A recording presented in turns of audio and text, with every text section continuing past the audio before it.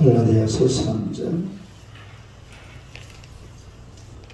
19절에서 22절까지 갈라디아서 3장 19절에서 22절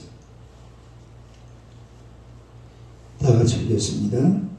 그런즉 율법은 무엇이냐? 법법함으로 더해질 것이라.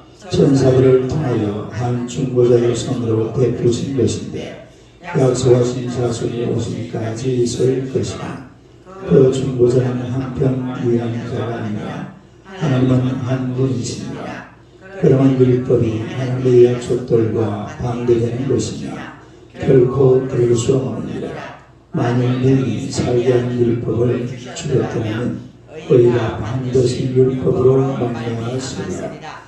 그러나 성경이 모든 것을 죄 아래 가두었으니 이는 예수의 믿음으로 말미암는 약속을 믿는 자들에게 주려 함이라.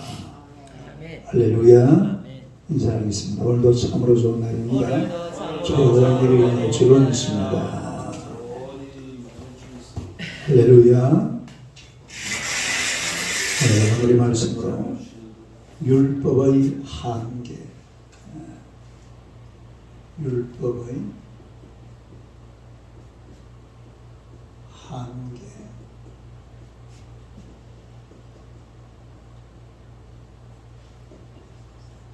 율법의 한계. 한번 읽어보세요. 율법의 한계. 우리 갈라디아서를 보면은 갈라디아서는 아주 논쟁적으로 편지를 쓰고 있는 그런 바울을 보게 되는데, 그 이유가 다른 게 아니라 이 갈라디아 교회에 몇몇 거짓 사도들이 들어왔어요. 이 거짓 사도들이 들어와가지고 이 친구들이 하는 말이 율법을 지켜야 된다, 할례를 받아야 된다. 그 율법을 지키는데 남자들이 해야 될 가장 첫 번째가 할례입니다. 이 갈라디아 지역은 이방 지역이기 때문에 할례를 받았어요? 안 받았어요? 안 받았죠. 그러니까 당연하게 율법을 지켜야 된다 그러니까 할례를 받아야 된다 이렇게 얘기를 하는데, 그래 율법에 순종하고 종교적인 경건을 실천하고 또 할례를 받고 그래야지 우리가 구원을 받을 수 있다 그렇게 얘기를 하는 거예요. 물론 그 앞에다가 한마디 갖다 붙이죠. 예수도 믿고 이 말입니다. 예수도 믿고 율법에 순종하고 경건을 실천하고 할례도 받고 그렇게 말하니까 사람들이 거기 다 넘어가는 거예요. 왜냐하면 예수 믿으면 구원받는다 이 말보다는 예수님 믿으시고 율법도 잘 준행하시고 경건도 실천하시고 할례도 받으시고 어느 게 듣기가 좋아요? 율법 있는 게 훨씬 듣기가 좋잖아요. 왜냐하면 사람들이 그렇게 살고 있거든요. 착하게 살면 구원받는다. 이게 일반적인 사람들의 생각입니다. 아니 갈라디아뿐만 아니라 모든 사람들의 생각에는 선하게 살면 구원받는다 이거거든요. 그 생각에 사로잡혀 있는데 바울은 이상한 말을 한 거예요. 사실은 예수만 믿으면 구원받는다. 지금까지 생존 그러니까 갈라디아 교회가 싸그리 넘어가 버려요. 또 이제 갈라디아 교회가 이렇게 넘어갈 수 있는 이유가 바울 사도가 복음을 전한 게 사실은 1차 선교 여행, 1차 전도 여행지, 거기가 어느 지역이라고 그랬어요? 갈라디아 남부 지역입니다. 그러니까 비시디아 안디오, 그 다음에 루스드라, 이고니온, 더베, 여기가 바로 갈라디아 남부 지역이거든요. 다른 갈라디아 남부. 그러니까 이미 복음 전한 지가 시간이 상당히 지났어요. 그러니까 이제 엉뚱한 사람이 들어와가지고 분위기를 어지럽히는 그런. 그러나 성경은 일반적이게 예수를 믿음으로 말미암아 구원받는다. 율법으로 구원받는 게 아니라 약속으로 구원받는다. 어제 제가 설명을 해줬죠. 에판겔리오, 또 유앙겔리오, 다음에 에판겔리오, 에판겔 리, 보.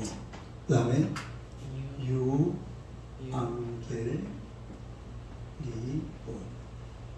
요거는 이게 약속이에요. 약속. 다음에 약속. 요거는 뭐라고요? 복음. 그 사실은 약속과 복음이 우리가 성경에 보면은 같은 의미로 쓰여집니다.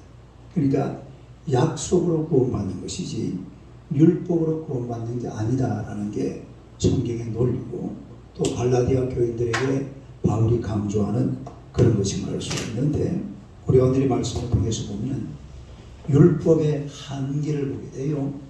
율법이 도대체 어떤 거냐 하는 것을 아주 자세하게, 오늘 여러분 읽은 그 본문에 율법이 뭔지가 제일 자세하게 나오는 것입니다. 첫째로 율법은 뭐 하는 것이다? 죄를 깨닫게 하는 것이다. 한번 읽어보세요. 죄를 깨닫게. 그러니까 율법이라는 것은 죄를 깨닫게 하는 것이다. 이거를 명확하게 가르쳐 주죠. 19절 봅시다. 19절 한번 읽어봐요. 시작. 그런즉 율법이 무엇이냐? 법법함으로 더해진 것이라 그만. 율법이 무엇이냐? 딱 물어놓고 답이 뭐예요? 법법함으로 더해. 이 율법이라는 것은 법법함으로, 죄를 범함으로 말미암아서 주어진 것이다. 오늘도 답을 해놨죠. 갈라디아서 3장 20절 봅시다. 로마서 3장 20절. 답이 딱 나와 있죠. 로마서 3장 20절.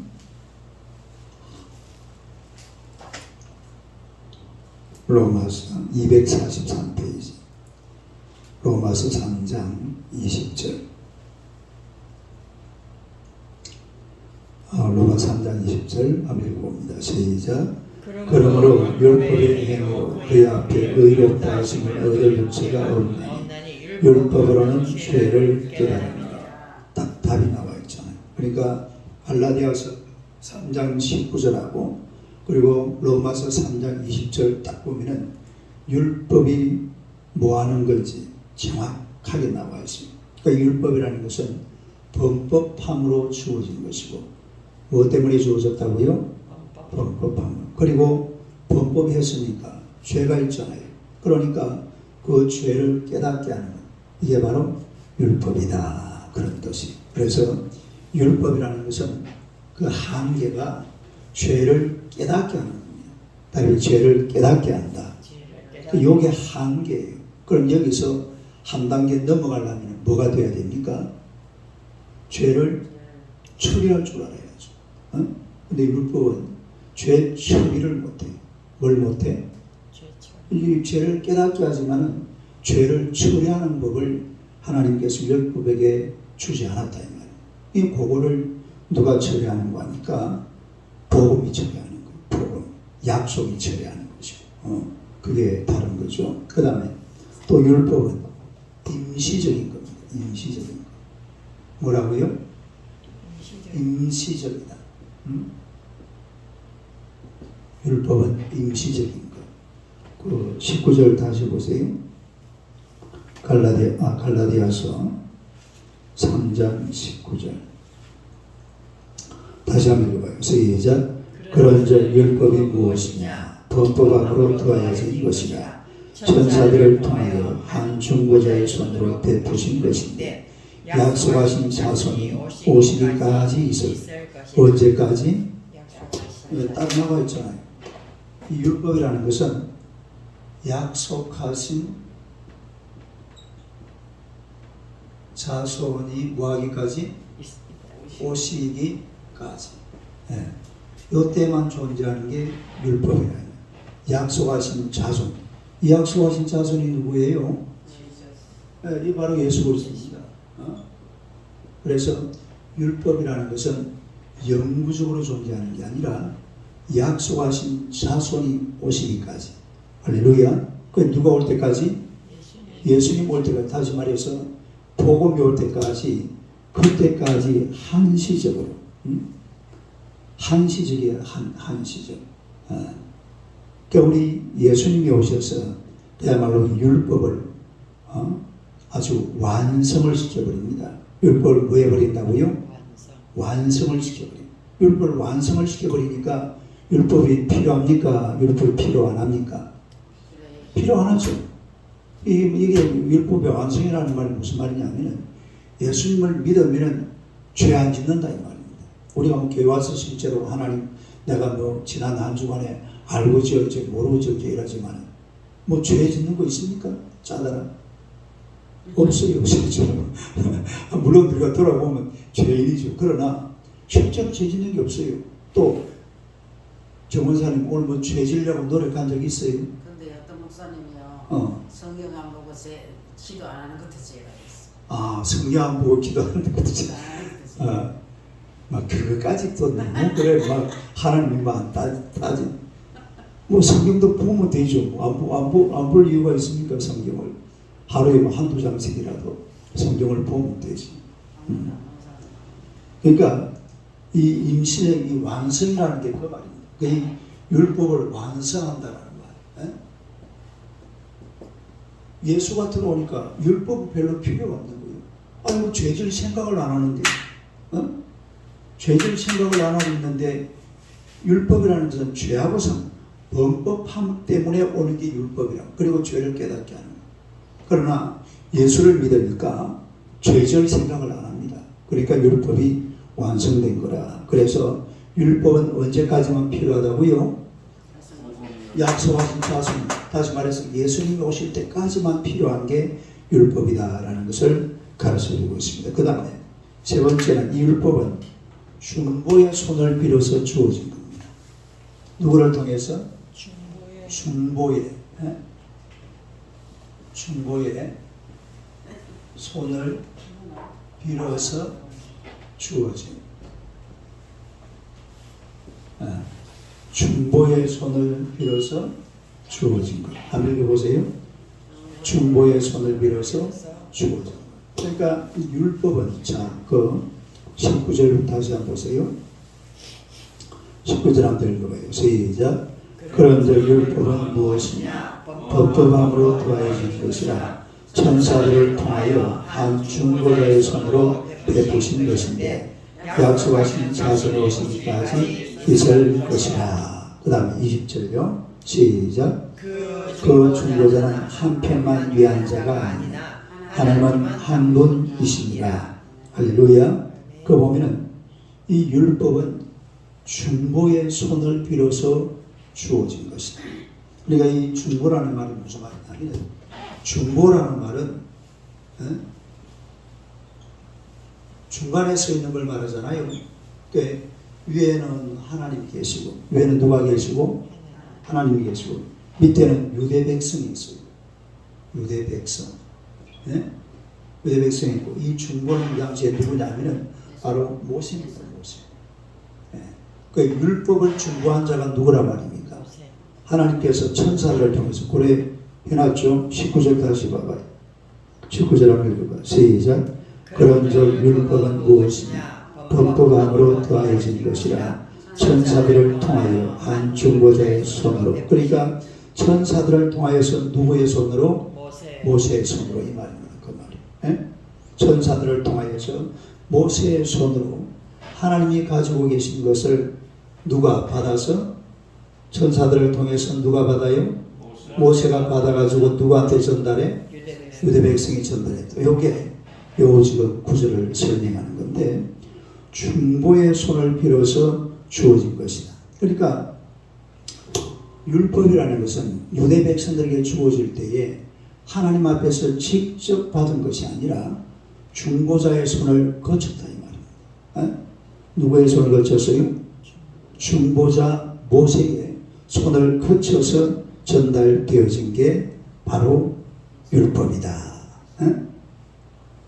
그러면 이게 무슨 말이냐면 그 이제 그 다음 절 한번 보세요. 20절 한번 보세요. 20절. 20절 한번 시작. 그 중보자는 한 편만 위한 자가 아니라 하나님은 한 분이. 자, 이게 무슨 말이냐면 이 중보자는 한 편만 위한 것이 아니라 양편이잖아요. 위에는 누가 계시고 하나님이 계시고 아래는 유대 백성이 있죠. 그러면 유대 백성에게 이걸 전달할 때는 하나님이 직접 전달하니까 모세를 통해서 전달한 겁니다. 모세를 통해서 전달했잖아요. 근데 그 다음부터 뭐라고 했어요? 20절에 그 중보자는 한편만 위한 자가 양편이라 이 말이죠. 그 다음에 시작. 하나님은 한 분이시라. 이 말은 하나님은 한 분이시라. 이 말은 성부 하나님과 예수님은 한 하나님이다. 이 말이에요.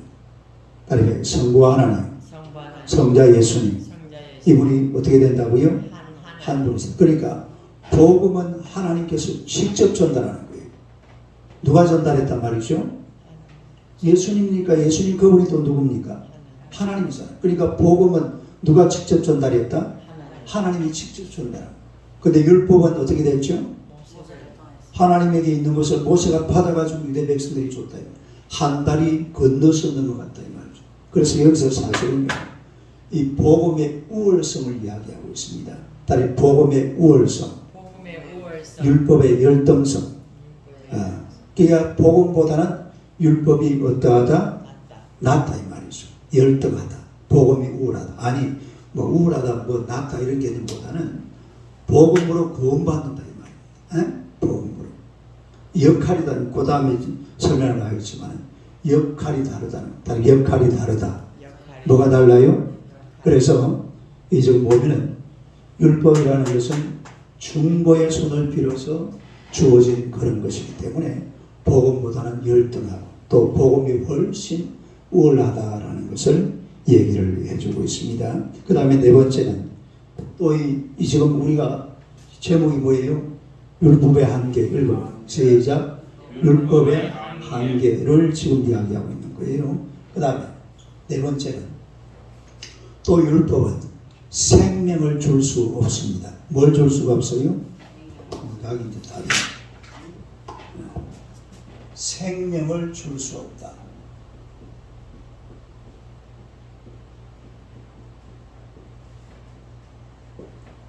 뭘 줄 수가 없어요? 율법이라는 것은 생명을 줄 수가 없습니다. 21절 보세요. 21절. 21절 한번 읽어봐요. 시작. 그러면 율법이 하나님의 약속들과 반대되는 것이냐? 결코 그럴 수 없느니라. 만일 너희 살게 하는 율법을 주셨다면 의가 반드시 율법으로 말미암아 서리라. 그러면은 율법과 약속이 반대되는 것이냐, 거스르는 것이냐? 그렇진 않아요. 그럴 수. 우리가 이 성경을 보면 바울 사도가 엄청 강조할 때에 이 질문법을 씁니다. 질문을 해놓고 그럴 수 없느니라. 다시 보세요. 21절 한번 읽어봐. 시작. 그러면 율법이 하나님의 약속들과 반대되는 것이냐? 답이 뭐예요? 아니다. 그럴 수 아주 강하게 부정하는 그런 모습인데 율법과 이 복음이라는 것은요. 아까도 이야기했잖아요. 율법이라는 것은 사람을 그리스도에게로 인도하는 겁니다. 그리스도에게로 인도한다. 율법이 누구를 사람을 어떻게 한다고요? 그리스도에게 인도한다. 그 다음에 그러면은 약속은 뭐냐? 약속은 그리스도를 통해서 의를 얻게 하는 거예요. 그 율법은 요 우리 뒤에 가면 이런 말이 있죠. 25절 보세요. 25절. 요 24절 곧 잘 나와 있네. 하면 24절 한번 읽어봐요. 시작. 이같이 율법이 우리를 그리스도께로 인도하는 초동 교사가 되어 우리로 하여금 믿음으로 말미암아 의롭다함을 얻게 하려 함이라. 그 반 딱 자르면은 율법과 약속이 딱 정해지네요. 그렇죠? 이같이 율법이 우리를 그리스도에 인도하는 뭐가 돼요? 초동교사. 여기까지가 뭡니까? 율법. 그 다음에 또 읽어봐요. 우리로 하여금 믿음으로 말미암아 의롭다. 이게 뭐예요? 복음, 약속. 제가 아까 에반겔리온, 유한겔리온을 같은 개념으로 어제 이야기했잖아요. 그러니까 약속, 바로 복음을 제시하고 있는 것을. 그러니까 역할의 차이인데 역할의 차이. 역할의 차이인데 다시 21절 보세요. 21절 한번 읽어봐요. 시작. 그러면 율법이 하나님의 약속들과 반대되는 것이냐? 결코 그럴 수 없느니라. 만일 너희 살게 하는 율법을 실천하면 의가 반드시 율법. 자, 그러면은 율법을 우리가 지키고 행하면 구원받는다. 생명이 있다. 그러면 복음이 필요합니까? 안 합니까? 복음 필요하죠. 복음을 왜 줘요? 그런데 복음이 필요 없는 거예요. 그런데 우리가 이 성경을 보면은 항상 율법과 약속이 같이 나옵니다. 다른 율법, 약속, 언약. 그 약속과 언약이라는 것은 복음을 이야기하는 거거든요. 그러니까 율법이라는 것은 그냥 죄를 깨닫게 하고 그리스도로 인도하는 것이지 생명이 없어요. 뭐가 없어요? 그냥 규범입니다. 규범. 다른 규범. 우리가 왜 헌법이 있잖아요. 또 도로교통법이 있고 이런 것처럼 그냥 사람 살아가는 데 필요한 규범이 율법이지 그 안에 뭐가 없다? 생명이 없다. 다른 생명이 없다. 생명은 율법 안에 없는. 만약에 율법에다가 하나님께서 살아날 수 있는 길, 생명의 어떤 길을 넣어줬으면 그 다음에 뭐가 필요 없다? 복음이 필요 없다. 하지만 율법에는 살아날 수 있는 길은 없어요. 그래서 결국은 하나님께서 복음을 주시는 거죠. 마태복음 5장 17절 한번 봅시다. 마태복음 5장 17절.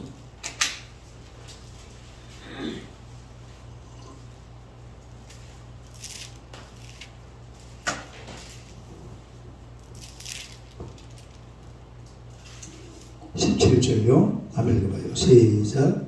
내가 율법이나 선자를 폐하려는 줄로 생각하지 말라. 폐하려는 것이 아니요 완전하게 하려. 뭐하려 함이라?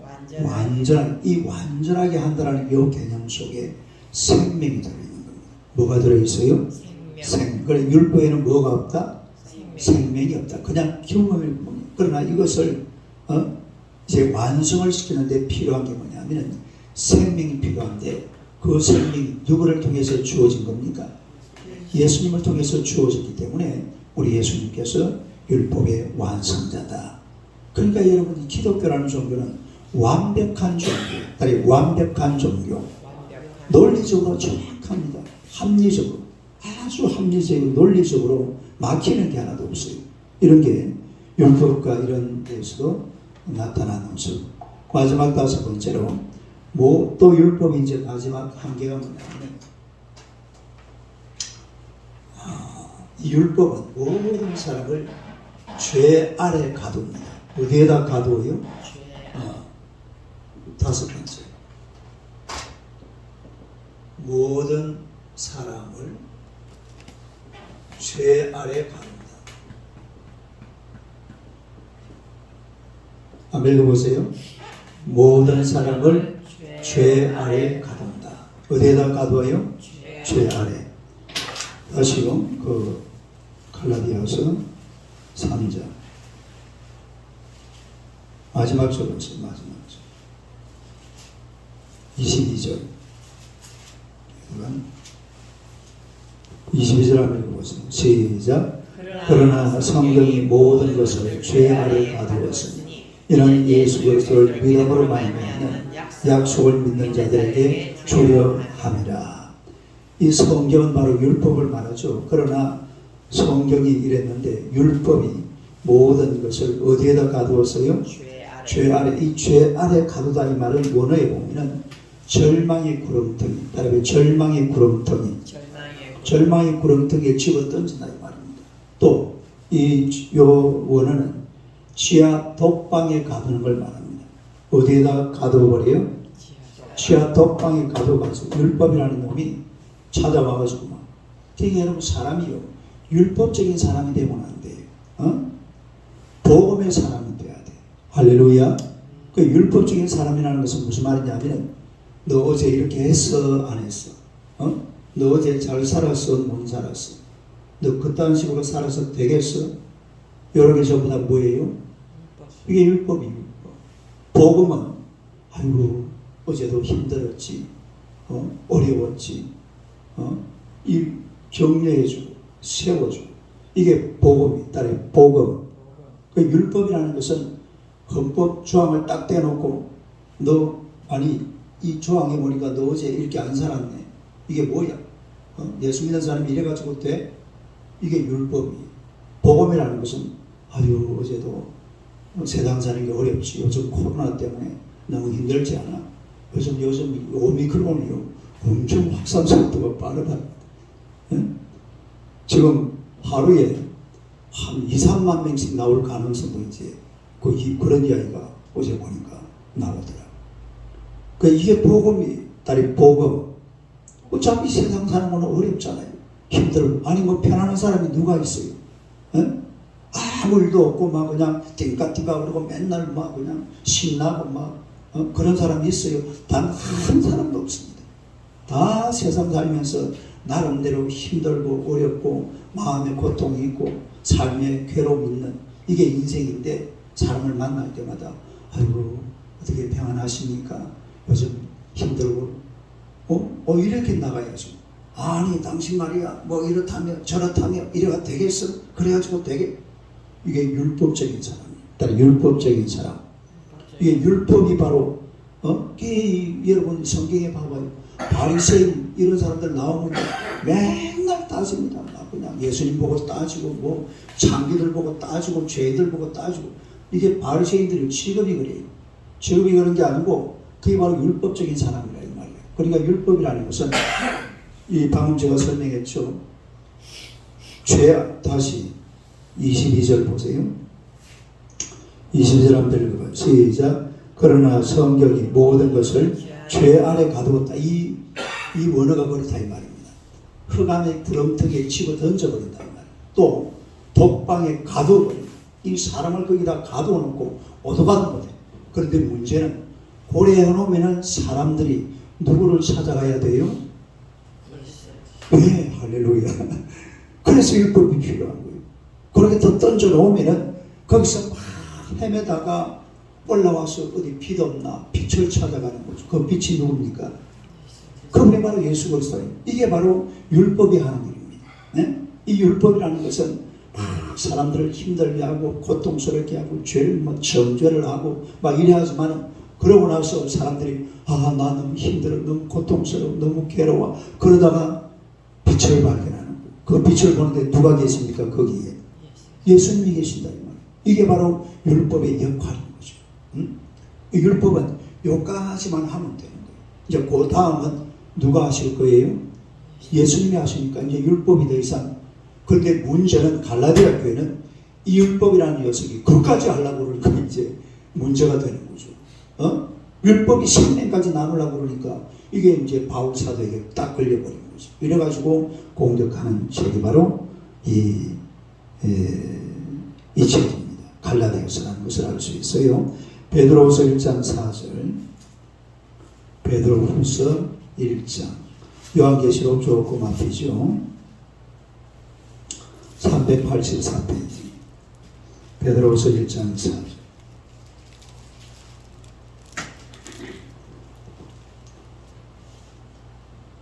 4절요.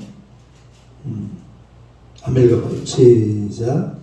이로써 보배롭고 지극히 큰 약속을 우리에게 주사 이 약속으로 말미암아 너희가 정욕 때문에 세상에서 썩어질 것을 피하여 신성한 성품에 참여한 자가 되게 하려 하셨느니라. 할렐루야. 그래서 우리가 예수 그리스도로 말미암아서 이제는 복음으로 또 믿음으로 의롭다 하심을 입고 그야말로 신성한 성품, 거룩한 성품, 신의 거룩한 성품이죠. 하나님의 거룩한 성품. 여기에 참여할 수 있는 그런 하나님의 백성들이 되어야 될 줄로 믿습니다. 그래서 오늘 제가 이 5가지를 말씀드렸는데 율법의 한계가 뭐냐? 한번 읽어봐요. 첫째로 죄를 깨닫게 하느라. 두 번째로 임시적이다. 세 번째로 중보의 소원을 빌어서 주어질 것이고, 네 번째로 생명을 줄 수는 없다. 다섯 번째로 모든 사람을 죄 아래에 가둬버린다. 그래서 예수 그리스도로 말미암아 얻은 생명 풍성하게 바꾸시기를 주님의 이름으로 축원합니다. 기도하겠습니다. 하나님 우리 아버지 은혜를 감사합니다. 우리에게 율법을 주셨지만 그 율법의 완성자 예수 그리스도를 또한 주신 줄로 믿습니다. 우리가 율법을 통하여서 죄를 깨달았고 죄를 깨달았기에 이 죄를 가지고서 하나님 앞에 나아왔고 또한 예수님을 믿었고 우리가 예수님을 믿음으로 말미암아 모든 죄에서 하나님의 사함받아 깨끗한 하나님의 사람으로 거룩한 하늘나라 시민으로 세워진 줄로 믿습니다. 우리가 이 땅을 살아가는 동안에 예수 그리스도의 복음으로 말미암아 얻은 이 아름다운 생명 풍성하게 가꾸어서 하나님의 나라를 우리가 살고 있는 삶의 현장 속에서 풍요롭게 가꾸어가는 하나님의 백성들이 되게 하여 주옵소서. 죄로 넘치는 세상이 아니라 하나님의 은혜로 하나님의 생명으로 풍성한 삶을 우리에게 허락하여 주시옵소서. 오늘도 하루를 살아가는 동안에 세상 속에서 시달리고 세상 속에서 힘들고 고통스러운 인생길을 걸어갈 것 아니라 예수님 나에게 주신 풍성한 생명으로 이 세상을 풍요롭게 만들어가는 하나님의 귀한 백성들 되게 하여 주실 줄로 믿습니다. 오늘도 기쁨이 넘치고 행복이 넘치고 감사가 넘치고 또한 생명이 풍요로운 귀하고 복된 날 되게 하여 주옵소서. 예수님 이름으로 기도드리옵나이다. 아멘.